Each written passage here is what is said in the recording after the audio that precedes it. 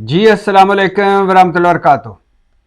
वफाकी काबीना का इजलास बुला लिया गया। वुज़रा इजलास हाल में पहुंच गए, मगर ना मुसवदा पहुंचा, ना इजलास हुआ। और इजलास आज मतलब हफ्ते तक के लिए मुलतवी कर दिया गया। सेनेट और कौमी असम्बली का इजलास, सेनेट में हाई अलर्ट किया गया। सिक्योरिटी के एक्स्ट्रा ऑर्डनरी किस्म के इंतजामात हुए और लंगर गप चलने लगी कि वो सेनेटर्स जो ज़मीर की आवाज़ पर वोट देंगे वो भी अभी आने वाले हैं। मगर फिर अचानक सेनेट का इजलास भी मुलतवी हो गया हफ्ते की दोपहर 3 बजे तक, और कौमी असम्बली का इजलास भी मुलतवी हो गया हफ्ते की दोपहर 3 बजे तक। मतलब तैयारियां जब मुकम्मल थीं, जब आइनी तरमीम पर बनी खसूसी कमेटी ने कह दिया था कि हमारा आइनी मुसवदा इत्तफाक राय से, हतमी मुसवदा इत्तफाक राय से मंजूर हो गया है या हमने मंजूर कर लिया है, और फिर खबर आई कि वफाकी काबीना का इजलास भी होने वाला है, और फिर खबर आई कि वफाकी काबीना का इजलास हतमी मुसवदे को, 26 नुकात वाले मुसवदे को मंजूर करेगा या मंजूर करेगा ये इजलास वफाकी काबीना का। और उसके बाद कम अज़ कम सेनेट से ये मुसवदा मंजूर करा लिया जाएगा, कौमी असम्बली से हफ्ते को मंजूर कराया जाएगा। लेकिन फिर अचानक सब चीज़ों को रिवर्स गियर लगा। क्यों हुआ ऐसे? इस्लामाबाद में जो सुना जा रहा है इसकी 3 वजह हैं, 3 वजूहात हैं जिसकी वजह से एक और दिन हुकूमत को शर्मिंदगी का सामना करना पड़ा।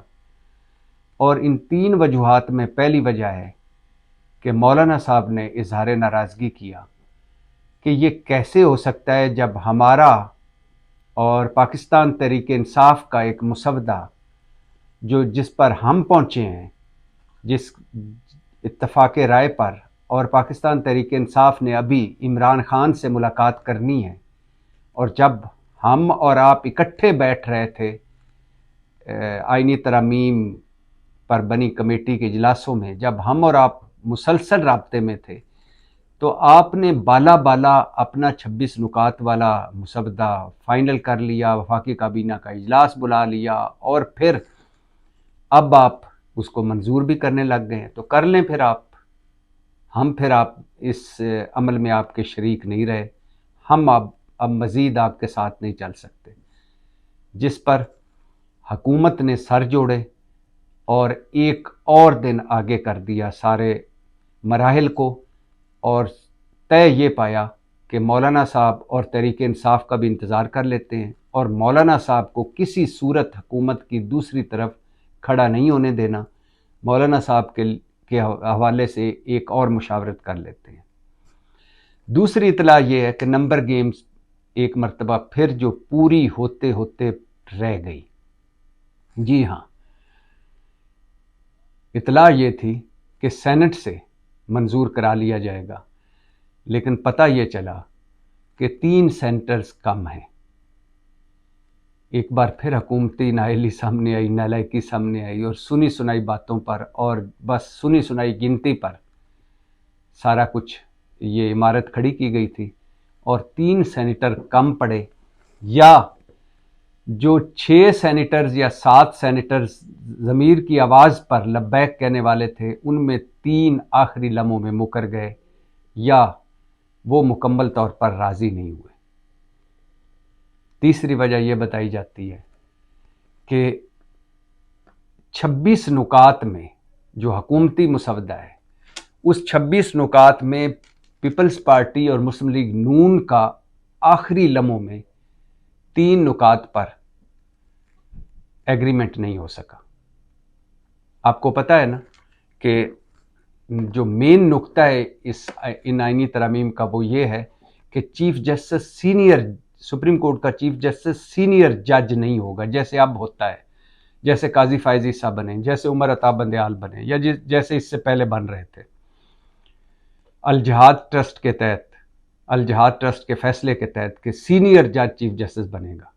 अब हुकूमत ये तरमीम ला रही है कि 3 सीनियर जजों में से एक को चीफ जस्टिस बनाया जाएगा, और अगर वो इनकार कर दे चीफ जस्टिस बनने से तो अगला सीनियर तरीन जज चीफ जस्टिस बनेगा। मैं इसकी मिसाल देता हूँ कि मिसाल के तौर पे इस वक्त सीनियर तरीन जज हैं चीफ मंसूर अली शाह साहब, उसके बाद मुनीब अख्तर साहब हैं, उसके बाद याह्या अफरीदी साहब हैं। अगर हुकूमत, ज़ाहिर है मंसूर अली शाह साहब और मुनीब अख्तर को तो हुकूमत नहीं बनाएगी, ज़ाहिर है उन्हीं के लिए ये सारा कुछ हो रहा है कि वो चीफ जस्टिस ना बन सके। तो अगर याह्या अफरीदी साहब को हुकूमत चीफ जस्टिस बनाने का नोटिफिकेशन जारी करती है और अगर याह्या अफरीदी साहब इनकार कर देते हैं तो फिर जस्टिस अमीनुद्दीन जो चौथे नंबर पर हैं उनको कहा जाएगा कि वो चीफ जस्टिस बन जाए।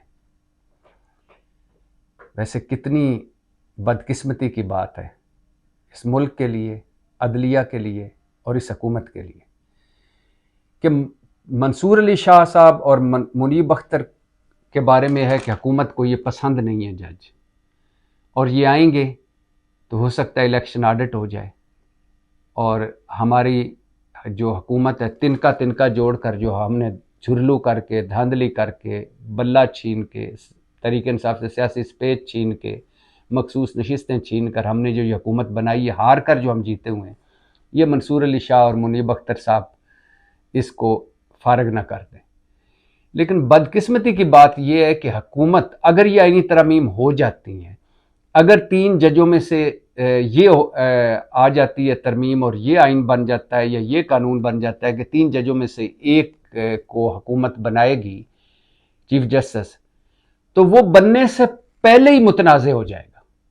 कैसे कि जो भी हुकूमत जिस जज को भी चीफ जस्टिस बनाएगी वो जितना भी ईमानदार होगा, जितना भी अहल होगा, जितना भी गैर जानबदार होगा, पहली बात तो ये है कि वो अहल, जानबदार, गैर जानबदार और कम से कम गैर जानबदार नहीं होगा। लेकिन अगर फ़र्ज़ करें कि वो गैर जानबदार भी होगा तो तासुर क्या जाएगा कि ये हुकूमती जज है, ये मैनेज्ड जज है, ये हुकूमत के लिए आगे काम करेगा। तो अंदाज़ा करें कि जिसको भी इन आइनी तरामीम के बाद, अगर ये आइनी तरामीम मंजूर हो जाती हैं, चीफ जस्टिस बनाया जाएगा, वो पहले दिन से बनने से, यानी हल्फ उठाने से पहले ही मुतनाज़ हो जाएगा।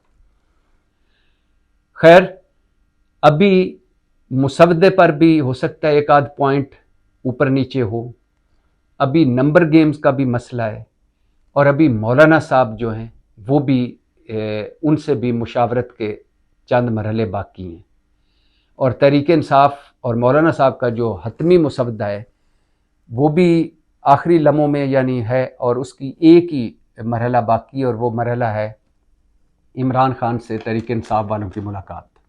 ज़ाहिर है इमरान खान साहब को ये खुशी तो ज़रूर होगी कि काजी फ़ाइज़ ईसा जा रहे हैं, लेकिन इमरान खान और तहरीक इंसाफ ये कभी नहीं मानेगी कि 3 जजों में से एक को हुकूमत चीफ जस्टिस लगाए या हुकूमत और पार्लियामेंट के अंडर सुप्रीम कोर्ट आ जाए, या हुकूमत मनपसंद जज लगाकर मनपसंद फैसले ले।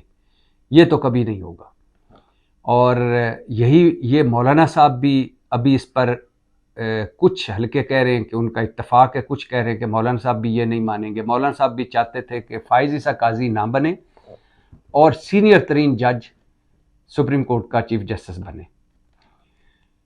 आप सोचिए, अगर 3 जजों में से एक, यानी 3 सीनियर तरीन जजों में से एक को चीफ जस्टिस बनना है और वो पार्लियामेंट की कमेटी ने या हुकूमत ने लगाना है, तो सोचिए हर मर्तबा कितनी लॉबिंग होगी। तीनों सीनियर जज हैं, उनके जो इर्द गिर्द के लोग होंगे वो हुकूमत से राब्ते में होंगे, हुकूमत उनसे गारंटियाँ ले रही होगी, कोई भी हुकूमत हो। और जब एक चीफ जस्टिस कोई जज बनेगा तो पहले दिन से ही तासर होगा कि वो मैनेज जज है, हुकूमत का जज है, और अब ये हुकूमत के लिए फ़ैसले करेगा। तो ये तो किसी सूरत नहीं होना चाहिए। जो सीनियर हो वो चीफ जस्टिस बन जाए, फिर अगला सीनियर चीफ जस्टिस बन जाए, फिर अगला सीनियर चीफ जस्टिस बन जाए।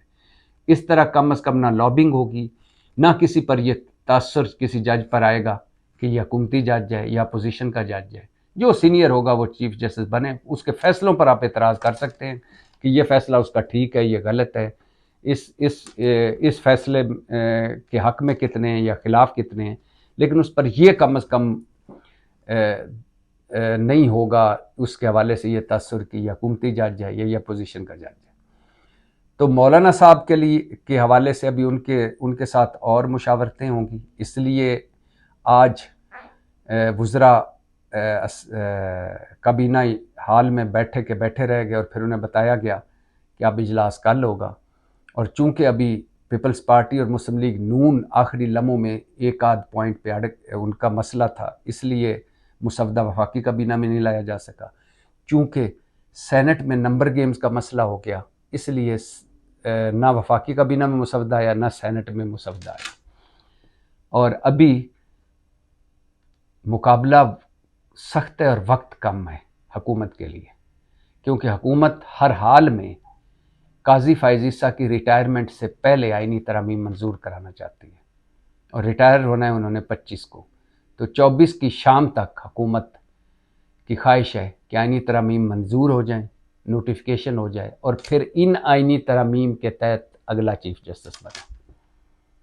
उसके बाद तसादम हो, लड़ाई हो, बहरान हो, हुकूमत को इससे कोई गर्ज नहीं। जोड़ तोड़ फाइनल मरहले में है, नंबर गेम फाइनल मरहले में है, मुशावरतें फाइनल मरहले में है और जितनी भी जमा तफरीक है, फुल स्टाफ काम में है, वो फाइनल मरहलों में है। और कल का दिन, परसों का दिन और अगले 2-3 दिन बड़े अहम हैं। हुकूमत के पास आज है 19 तारीख, हुकूमत के पास अभी 3-4 दिन बाकी हैं और इन 3-4 दिनों में हुकूमत क्या ये मिशन इम्पॉसिबल, जो कि अब वो मिशन पॉसिबल के करीब पहुंच गई है, ये पुलसरात अबूर कर पाती है या नहीं।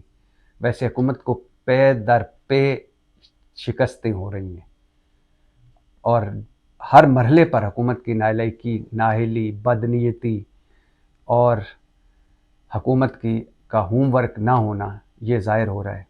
अब देखते हैं अगले मरहलों में क्या होता है और जो कुछ होता है उसके बाद क्या तसादुम या बुरहान होता है या हुकूमत मैनेज कर लेगी। पाकिस्तान जिंदाबाद।